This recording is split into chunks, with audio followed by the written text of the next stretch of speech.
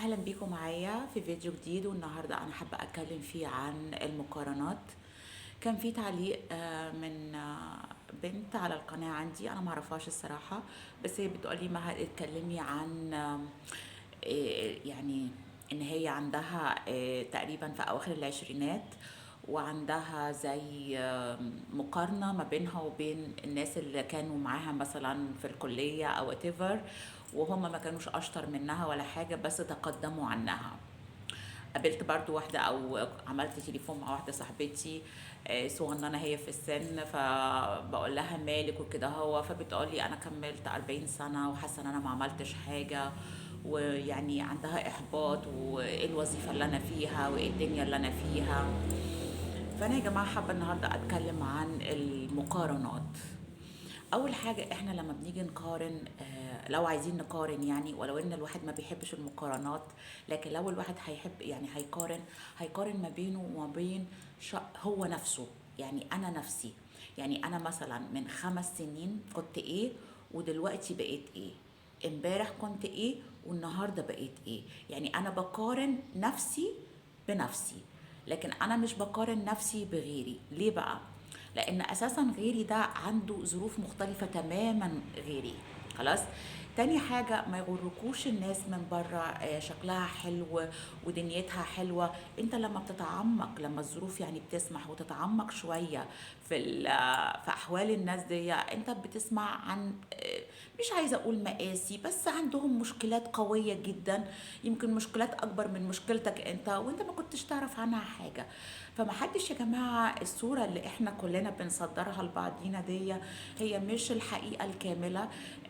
لان انا مش هقعد مثلا في يوم قاعدة بعيط هفتح الفيديو واقعد اعيط قدامكم اقول لكم انا بعيط حصل لي كذا وكذا وكذا. لا، انا دايما بكلمكم انا شكلي نضيف وانا حاطه كريم في وشي، وبكلمكم عن حاجه يعني حصلت لي قبل كده، هو حتى لو كانت مشكله بس انا اوريدي خرجت منها. فاللي باين ليكم في الصوره ان انا حد اساسا بيرفكت، او حد ان انا عايشه مثلا حياه كلها بلا منغصات. لا، ده مش حقيقي. فانا دايما لما بقارن مها امبارح ومها النهارده، مها من سنه والنهارده شكلها ايه. دي حاجة. تاني حاجة، أنا برضو الناس المعايير اللي بتقارن بيها ده، يعني لو قارنا مثلا أنا مها امبارح ومها النهاردة، هل بس هقارنها بالمستوى المادي ويعني والتحقق مثلا في الشغل أو كده؟ هو طب أنا واحدة حاليا ما بشتغلش، أنا كنت زمان بشتغل وسبت كل الهيلمان ده كله. خلاص. ليه بقى؟ لأن الحاجات المادية مش هي الأساس. يعني انا مثلا ممكن اقابل ناس اغنياء جدا جدا جدا، اغنى مني بكتير، لكن مثلا اسمع ان هم عندهم مشاكل صحية كبيرة. فانا بالنسبه لي مال بدون صحه الصراحه يعني لا.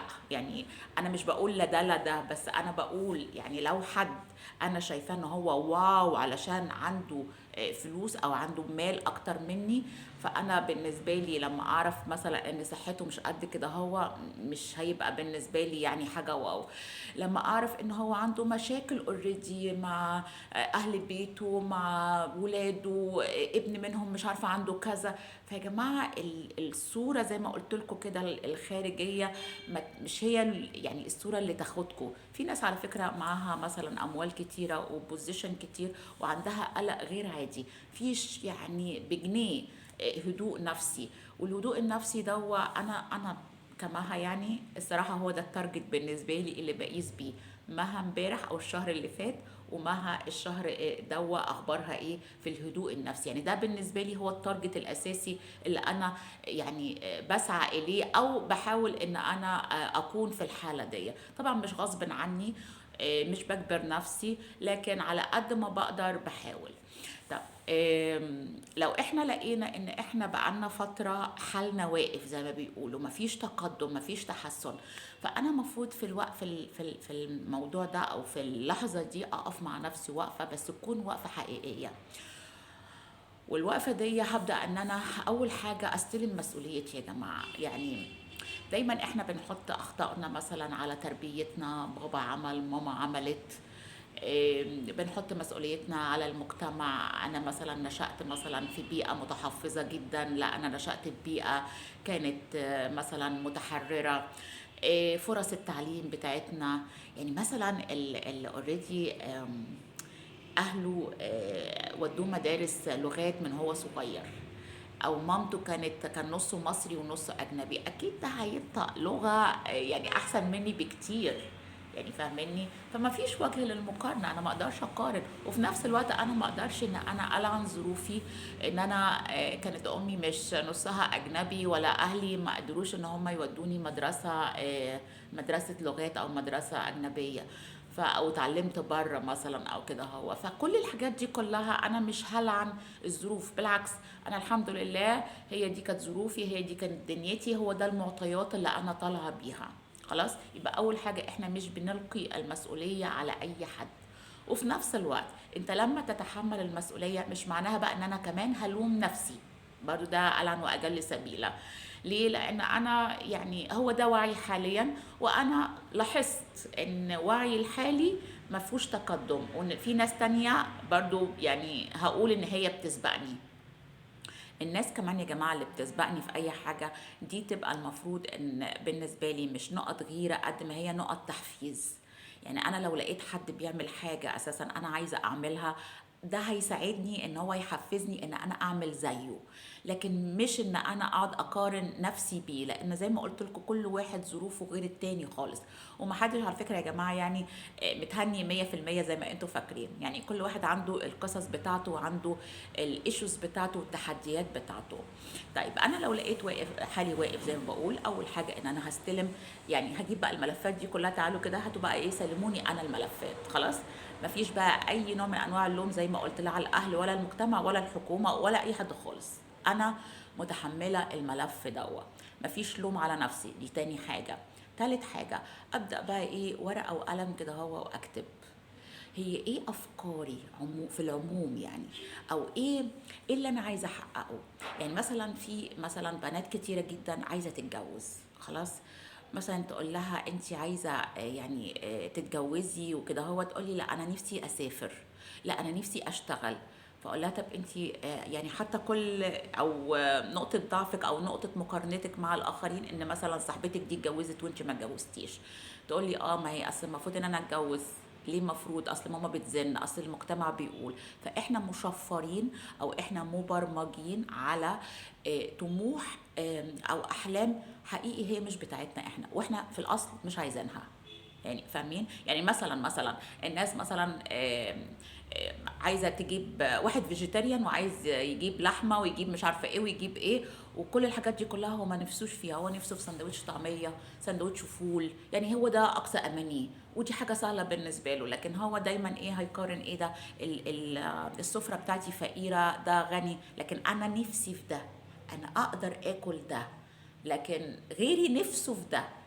فاهمين؟ طب انا نفسي ان انا اكل اللحمه اللي هي عنده وانا مش عندي، فانا ببدا ابص كده هو ايه اللي معطلني. زي ما قلت لكم ان انا هاخد الملف لنفسي، هتحمل مسؤوليته، مفيش اي لوم.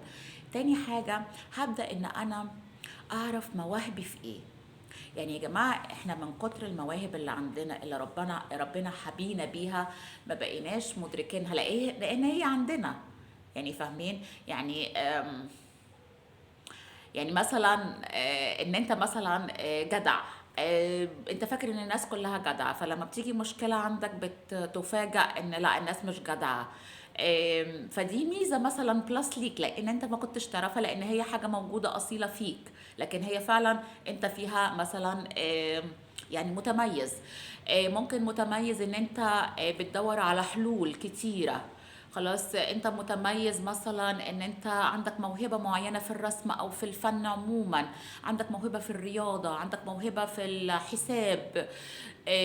يعني انتوا عارفين مثلا انا بدأت ألاحظ في الأوقات الأخيرة إيه الحاجة اللي أنت متميزة فيها. فلقيت ان انا متميزه بحته ان انا عندي سلام نفسي الى حد ما. ما بحبش اجادل كتير. بحس ان كل واحد يعني بحترم اراء الاخرين، وبالتالي عايزه الناس تحترم ارائي، وان انا عايزه اعيش في روقان. هو ده كل كل احلامي وكل مواهبي كمان. ناس كتيرة تقولك احنا ارتحنا لما اتكلمنا معاكي. ناس كتيرة يعني عايزة تبقى معايا مثلا او تقرب مني. فاذا انا عندي ميزة، طب الميزة دي إزاي أترجمها أنا لفعل مادي؟ لأن المادة مهمة أكيد. يعني أنا عايزة أحضر فيديو عن المال والمادة، بس بحضر فيه يعني، فاصبروا عليا شوية. فأنا عايزة أترجم ده لحاجة مادية، فرحت قلت مها أنت عندك حاجة جواكي ما تنقليها للناس. الناس دلوقتي عايشة في ستريس، الناس دلوقتي عندها مشاكل، إذا كان بقى هي اللي خلقاها ولا الدنيا اللي خلقاها. الدنيا مليانة حروب، خوف رهيب. انت عندك ربنا وهبك بالسلام النفسي، ربنا وهبك بان انت بتتفكري في حاجات معينة عندي وقت ان انا اتفكر فيها. ربنا حباكي بتحديات ومشكلات الناس دلوقتي لما بتواجهها انت خلاص عديتيها، فانت عندك خبرة فيها. فكل ده انت ممكن تنقليه عن طريق مثلا قناة زي اللي انا بعملها دي. خلاص. وفي نفس الوقت انا ما اقدرش اقارن نفسي، يعني انا طبعا اتعرضت للحاجات دي ان انا اقارن نفسي مثلا بقنوات مثلا ما شاء الله المشاهدات بتاعتها عاليه، من اول مثلا 3 4 دقائق بتلاقوا الفيوز عندهم عالي جدا. انا لسه باديه، انا لسه باديه. بس انا بقارن نفسي مثلا بالشهر اللي فات. يعني انا مثلا ابتديت ان انا اعمل فيديوهات بطريقه جاده إيه، من اول نوفمبر، من اول افتتاح المتحف تقريبا او قبليه بيومين. انا الشهر اللي فات محققه 115 ساعه فيو. انا الشهر ده اللي هو شهر ديسمبر اللي فات ده انا محققه 615 ساعه. ففي تقدم. انا قعدت كده جبت ورقه وقلم، قلت ما انت عشان تحققي شروط الربح بتاعت اليوتيوب انت محتاجه ايه؟ 4000 ساعه، يعني تقريبا على كل يوم لو بنزل فيديو يعني المفروض اعمل مشاهدات قد ايه؟ مثلا تقريبا 8 ساعات. طب انا المفروض، فانت بتبتدي تعرف انت متميز في ايه، بتبتدي تسوق انا ممكن اعمل بتميزي ده ايه، وتبتدي بقى نونو نونو واحده واحده. الصبر في بعض الحاجات يعني متطلب. يعني انا طالب ليا، يعني انا مثلا متطلبه شويه صبر عشان مثلا القناه تنمو، بس انا شايفه نتيجه. لكن انا ما اقدرش اقارن نفسي بالناس التانية اللي باديه من زمان او اللي هي مجتهده جدا، او ال القناه دي بالنسبه لهم هي المصدر الرئيسي للدخل. انا لسه لغايه دلوقتي بعملها كده كهوبي برضو، مش لسه مش داخله بتقلي.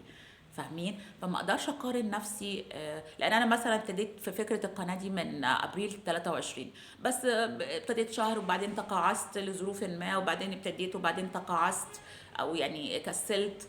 ف ما اقدرش الوم نفسي او سوري يعني اقارن نفسي بناس خدت الموضوع ده من 3 4 سنين جد او من 5 سنين جد ودلوقتي بيحققوا الربحيه او بيحصدوا، وانا ما زرعتش.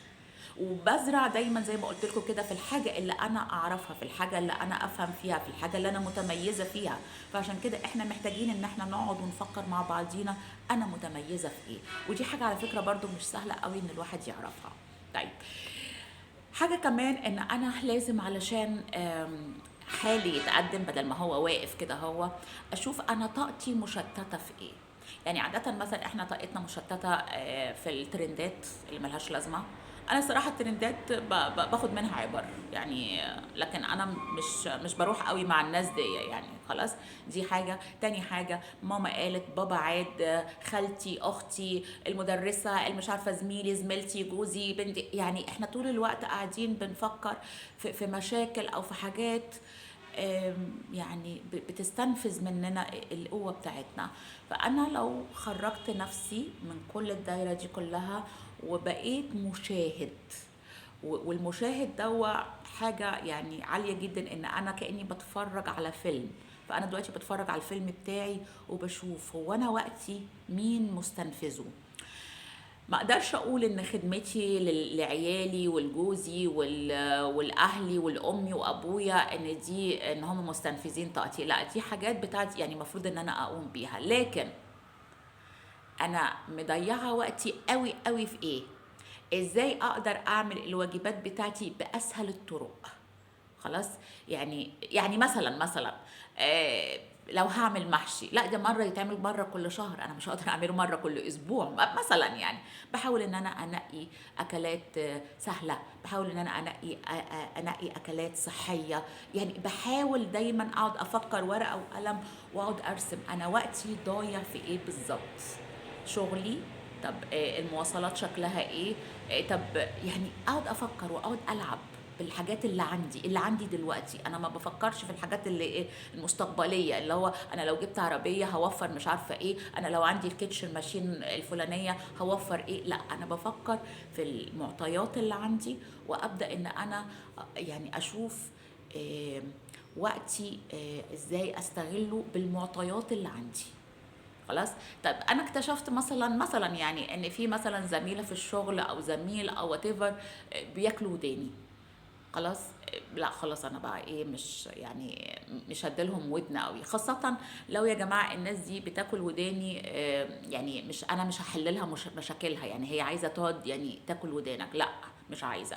طب مثلا انت في ناس ارائها او بتحاربك في ارائك، يعني طول ما انت بتقول اي اراء هي على طول بتهجم عليك، وتقعد بقى انت ايه تبرر وتعمل. فالناس دي انا بالنسبة لي يعني لا، دي الناس دي انا بتجنبها على قد ما بقدر. يعني ما ادخلش معاهم في مناقشات، لو فتحوا مناقشات على طول بقفلها. اللي هو لا، احنا يا جماعه مختلفين في الراي، ومش هضيع وقتي ولا طاقتي مع ناس عايزه تجادل او هي مختلفه عني تماما. لو ناس بعيده عني شويه، دي صراحه بعمل لها بلوك من اصله. يعني انا مش انا عايزه الحياه اللي انا فيها تبقى هاديه، علشان اعرف افكر في الملف بتاعي، انا ليه واقف حالي. خلاص.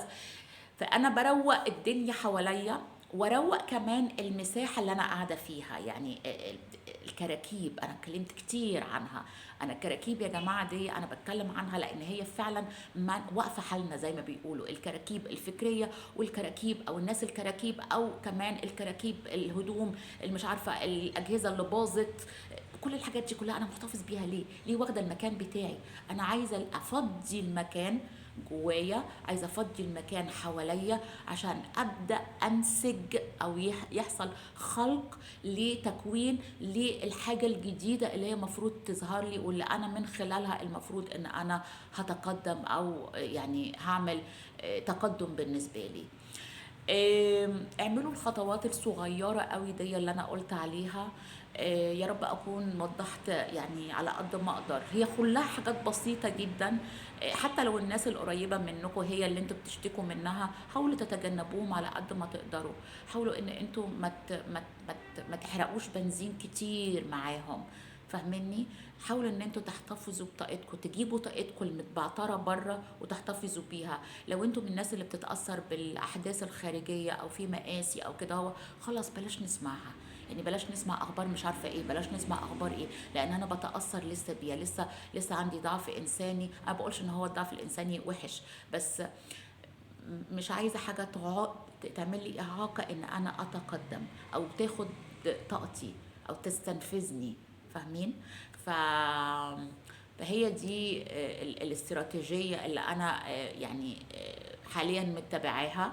ان انا بروق الناس اللي حواليا، بروق دنيتي، بحافظ على طاقتي من كل الاخبار السلبيه، من كل الناس اللي هي عايزه تسقيني الاراء بتاعتها بالعافيه. خلاص بطلت كل الحاجات دي كلها، وبطريقه لطيفه وجميله، ومن اول كده ما يقولوا ها انا اقول لهم كده وبطريقه لطيفه، بحيث ان انا لا اجرح حد ولا اضايق حد، وكلنا نعيش في امان وفي سلام وفي ذوق، يعني باحترام.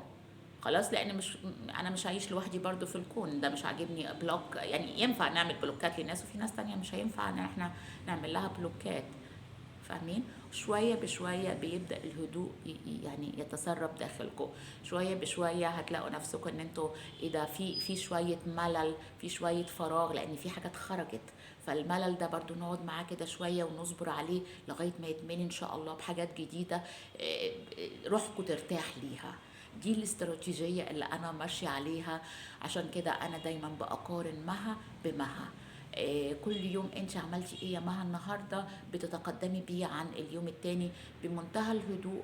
ولان انا يعني بشتغل على حاجه انا عرفت موهبتي فيها ايه، فهي مش بتتعبني، انا مش متضايقه منها، لان انا بطبعي رغايه، وانا بطبعي متحدثه، وانا بطبعي بحب اتكلم في الحاجات دي كلها. وده كمان يعتبر تفريغ نفسي لنفسيتي انا، ان هي تكون مرتاحه، عن طريق ان انا بكتب الفيديو قبل ما اقوله، عن طريق ان انا بقوله. فكل ده بيخرج بينظفني من جوه، ويجيب لي حاجات جديده ابدا اعرضها، وهكذا وهكذا بتتم عمليه الخلق. اوكي، دول كانوا كلمتين مش وبس بتوع النهارده. لو وصلتوا لنهايه الفيديو، اتمنى ان انتوا تعملوا اشتراك في القناه، اتمنى ان انتوا تحطوا لي لايك لو الفيديو عجبكم، كومنت لطيف يشجعني، واشوفكم ان شاء الله في فيديو تاني. على الف خير، باي باي.